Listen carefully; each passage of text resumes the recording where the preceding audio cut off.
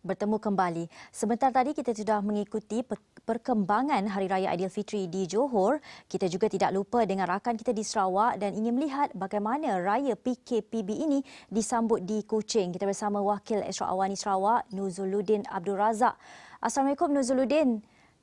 Waalaikumsalam warahmatullahi wabarakatuh. Kalau Selamat Hari di Raya. Selamat Hari Raya. Kalau di Semenanjung, penjualan lemang dan rendang di bahu jalan tidak semeriah dulu. Kalau di Kuching, boleh Din kongsikan apa juadah yang masih dijual ketika raya atau tiada aktiviti perniagaan ketika Hari Raya pertama? Baiklah Cici, Assalamualaikum warahmatullahi wabarakatuh. Seperti kebiasaannya di Sarawak ini, walaupun dalam tempoh Perintah Kawalan Pergerakan Bersyarat PKPB, namun sambutan Aidilfitri sentiasa diraikan dengan meriah. Dan apabila kita melihat kepada pergerakan ekonomi seperti perniagaan, lemang, ketupat ataupun barangan asas masa tempoh Aidilfitri ini, kebanyakan kedai masih lagi beroperasi, terutama kepada pusat membeli belah dan juga yang peniaga-peniaga yang menjual barangan asas yang diperlukan oleh umat Islam khususnya untuk meraihkan Aidilfitri dan industri kecil sederhana Di beberapa kawasan di luar bandar selain daripada Bandaraya Kuching juga beroperasi seperti biasa. Ini adalah bagi memenuhi keperluan yang dikehendaki oleh rakyat semasa meraihkan hari perayaan. Dan jika di Kuching ini, di Bandaraya Kuching, pergerakan ekonomi khususnya di kawasan perindustrian masih lagi berjalan seperti biasa mengikut garis panduan yang telah ditetapkan oleh pihak kerajaan dan juga Jawatankuasa Pengurusan Bencana Negeri. Jumlah pekerja juga masih terkawal mengikuti operasi standard SOP yang telah ditetapkan dan juga dari segi keselamatan dan kebersihan juga diutamakan.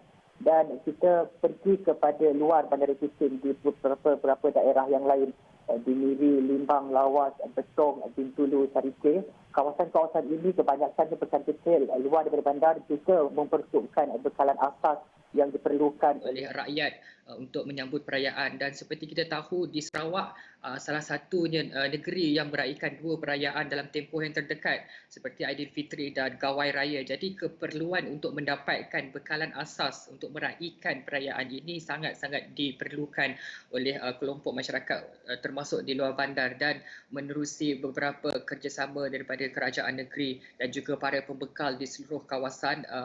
Mereka ini bekerjasama untuk meletakkan ataupun memperuntukkan sebahagian beberapa bekalan asas di point of sale seperti ini untuk menyokong keperluan yang diperlukan oleh rakyat semasa menyambut perayaan.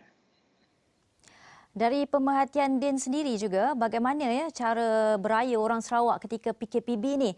Adakah banyak menggunakan sebaiknya khidmat atas talian untuk membeli juadah misalnya atau baju raya? Okey, untuk pembelian atas maksudnya trend menyambut Aidilfitri di Sarawak.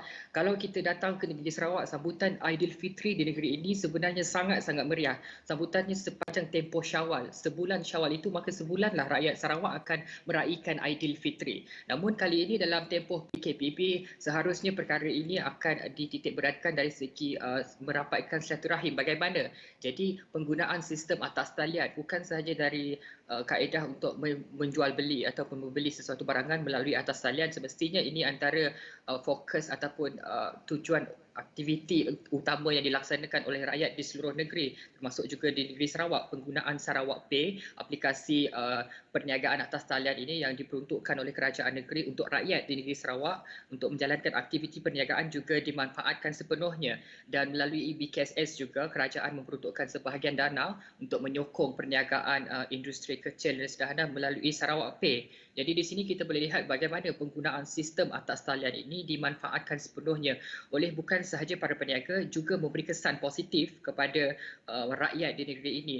Dan apabila kita bercakap lagi mengenai atas talian, kemudahan internet komunikasi antara rakyat itu dimanfaatkan sepenuhnya untuk berhubung sesama keluarga, sanak saudara yang jauh daripada kawasan kediaman, yang luar daripada kawasan daerah Kuching misalnya yang berada di Miri. Mereka akan menggunakan sistem atas talian panggilan video untuk menghubungi keluarga dan juga berniaga atas talian menggunakan kemudahan digital yang telah disediakan yang diwujudkan oleh beberapa pihak swasta untuk membantu perniagaan dan juga membantu merapatkan jurang antara penduduk di bandar dan luar bandar misalnya.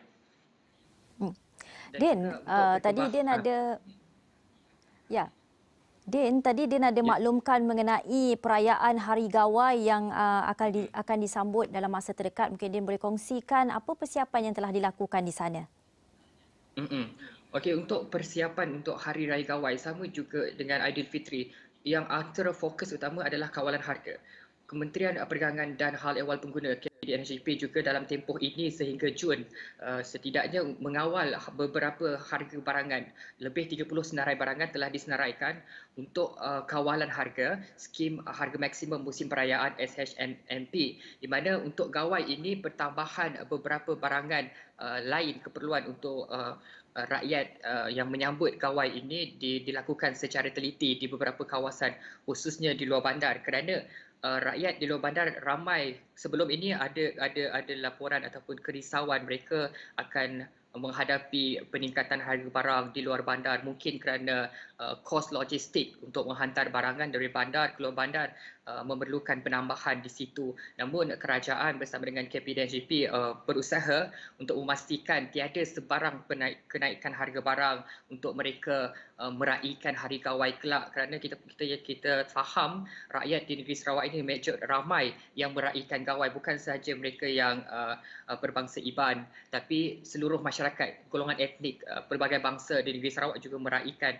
sambutan yang sama, bukan sahaja dari segi keperluan asas, juga aksesori rumah dan pelbagai lagi keperluan-keperluan yang lain yang diperlukan untuk sambutan Hari Gawai kelak juga harus dikawal harganya, dan bagi memudahkan pergerakan ekonomi, mengurangkan sedikit beban rakyat di negeri Sarawak untuk meraihkan dua perayaan Aidilfitri dan Gawai ini. Terima kasih Nuzuluddin dari Sarawak atas perkongsian bagaimana sambutan raya di sana.